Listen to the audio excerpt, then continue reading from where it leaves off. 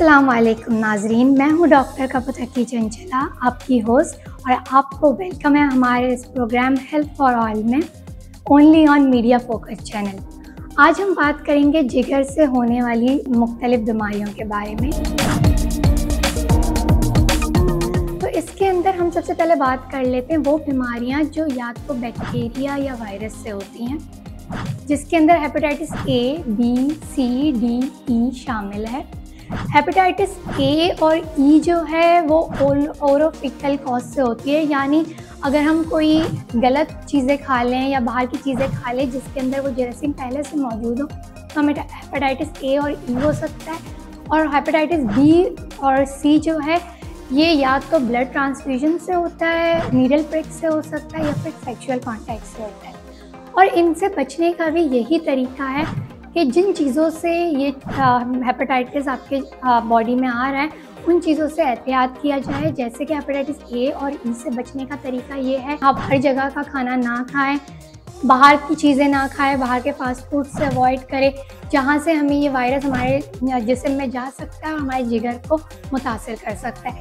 इसके अलावा अगर हम हेपेटाइटिस बी और सी की बात करते हैं तो हम ब्लड ट्रांसफ्यूजन से पहले ये चीज़ देख लें कि ब्लड हम कहाँ किस हॉस्पिटल या कहाँ से ले रहे हैं।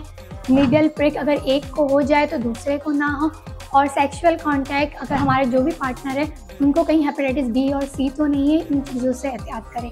अगर हमें हेपेटाइटिस ए या ई हो जाता है तो क्योंकि ये सब वायरल कॉजेज़ हैं तो ये तकरीबन 14 दिन या 20 दिन के अंदर ऑटोमेटिकली सही हो जाता है। इसके अंदर आपको कुछ एहतियात करना होता है, पानी ज़्यादा पीना होता है, ज़्यादा चिकनाहट वाली चीज़ें नहीं खानी होती, खाने पीने में हल्की चीज़ों का इस्तेमाल करना होता है, और ये आहिस्ता आहिस्ता बेहतर होने लगता है। मेनली इन सारे हेपेटाइटिस के अंदर जो चीज़ आपके बॉडी के ऊपर नज़र आती है वो पीलिया का हो जाना। ये सारी चीज़ें आपकी आँखों को और आपके स्किन को पीला कर देती है।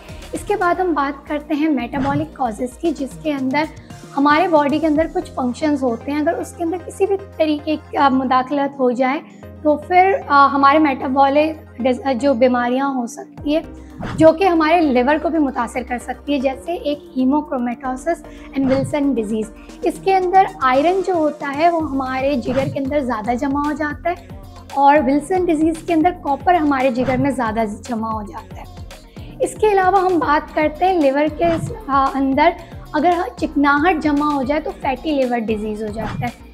अगर बॉडी के अंदर कोलेस्ट्रॉल का इंटेक ज़्यादा हो या हम फास्ट फूड का इस्तेमाल ज़्यादा करें तो वो प्रॉपरली मेटाबोलाइज नहीं होता हमारी बॉडी में और हमारे जिगर के अंदर जमा होने लगता है, उसी को हम कहते हैं फैटी लिवर डिजीज़। और इसी से हमारे जो LFTs होते हैं वो भी ख़राब होने लगते हैं और आहिस्ता आहिस्ता लिवर को नुकसान पहुंचाते हैं। इसी के साथ साथ जो हम रोज़मर्रा ज़िंदगी में बहुत सारी मेडिसिन का इस्तेमाल करते हैं उसके अंदर सबसे आम कुछ एंटीबायोटिक्स हैं और पैरासीटामोल हैं, इनसे भी हमारे जिगर बहुत ज़्यादा मुतासर होते हैं।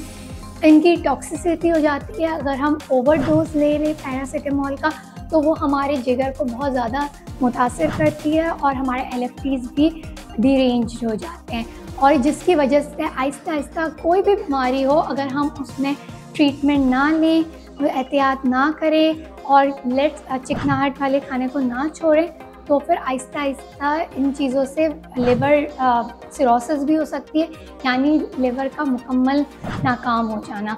और हेपेटाइटिस सी बहुत आसानी से लिवर सिरोसिस में तब्दील हो जाती है। और सबसे आखिरी में हम बात करेंगे लिवर कैंसर, जो कि डेफिनेटली दूसरे कैंसर की तरह एक कैंसर है। अगर जिगर में कैंसर हो जाता है तो उसे हेपेटोसेल्युलर कार्सिनोमा कहते हैं। इससे बचने का कोई ख़ास एहतियात तो नहीं है, बस जो एक लाइफस्टाइल मॉडिफिकेशन हम कह सकते हैं कि हम घर का खाना खाएं, पानी का इस्तेमाल ज़्यादा करें, ऐसी डिजीज़ेज़ ऐसी चीज़ें जो कैंसर करवाती है, माइक्रोवेव का ज़्यादा इस्तेमाल ना करें, खाने को ओवन में गर्म ना करें, उसके अलावा पैक्ड खाना ना खाएं, केन फूड ना खाएं, एलुमिनियम फॉयल और इन सारी चीज़ों का इस्तेमाल ना करें, अब घर का खाना खाएं, बाहर की चीज़ें ना खाएं। इन सब चीज़ों से हम एहतियात कर सकते हैं।